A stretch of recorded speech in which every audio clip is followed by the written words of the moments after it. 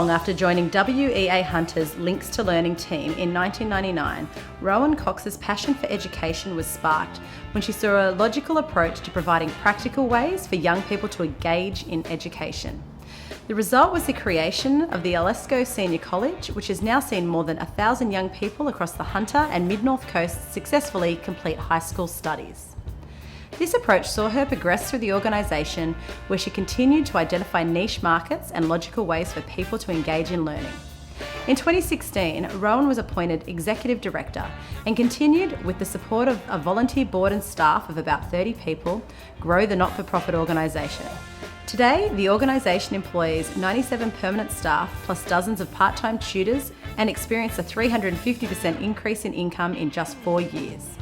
In April 2019, Rowan took the century-old organisation into its next chapter by renaming it At We Are College.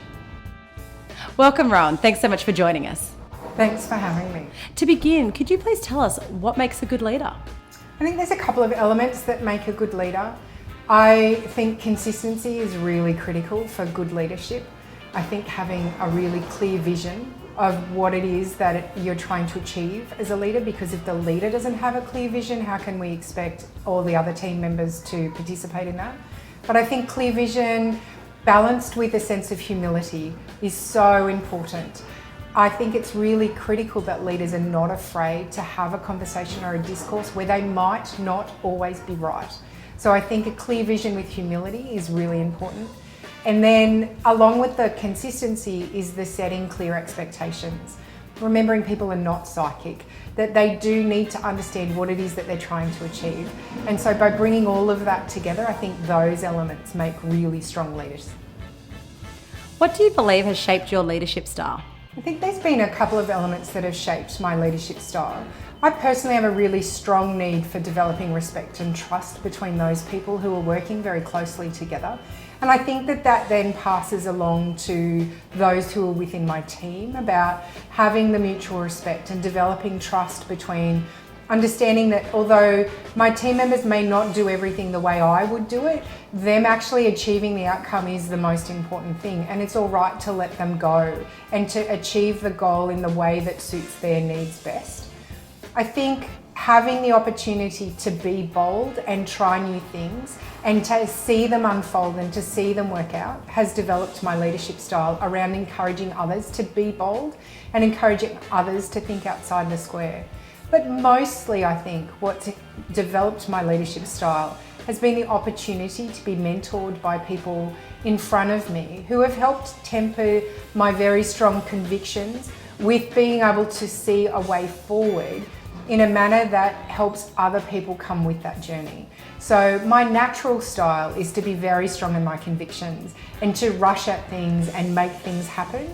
But I've had the opportunity over the years to be mentored by some very successful business people and the leaders before me in the organisation that I'm with, whereby it helps me to see that rushing and making things happen just because I think that they're a great idea doesn't always mean that they're going to come off the way that I see them. So the opportunity to be mentored in good leadership and balancing those two elements together has been critical for the way I now develop and mentor other people in my organisation towards their leadership style.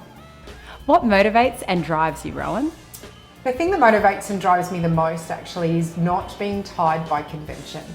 I really like to challenge the shoulds. I don't really want to follow a path of we do things because it's the way it should be done or it's always been done this way.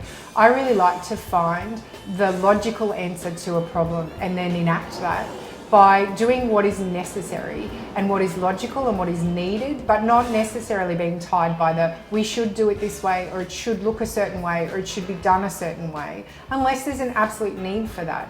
I think often in business, and with a company as old as At We Are College, we could get trapped in the this is the way it's always been done or this is the way we should do something because we have a very long history and legacy. But my drive really is around finding ways to make things happen because they need to happen, not because they should happen. What is one action or task you ensure you incorporate into your diary each week? It's something that I incorporate each week, but it's something that I incorporate most days. And I think the most important thing for me is preparation time. If I have a meeting an action, a task that needs to be done, I need to make sure that I am calm and prepared and clear in my vision of what is happening. So having the preparation time for going into that is really important to me. Because if I go in flustered, if I go in not fully thinking about and not fully being present with what is happening in front of me, decisions and choices get made that either have to be reversed or redone or reconsidered, and it wastes everybody's time. So as the leader in our organisation, it's really critical to me that I allow not only the meeting time, but the preparation time to go into it. So that's either writing a to-do list, making sure that the points that I need to know I've written down, or doing the pre-reading that's required for that. So the preparation time for whatever is coming up is built into my diary as much as I possibly can manage. And to finish today, what local business person do you find inspiring?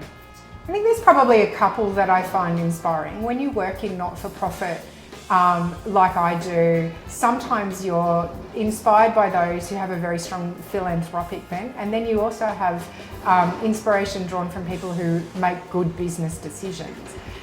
Probably the two that I would name as inspirational to what we do at Aptwee College are people like Melissa Histon, who's the CEO and founder of Got Your Back Sister, who works tirelessly to ensure that a certain group of our community are fully supported. And she puts in so much effort and so much strength of her vision into what they do all the time.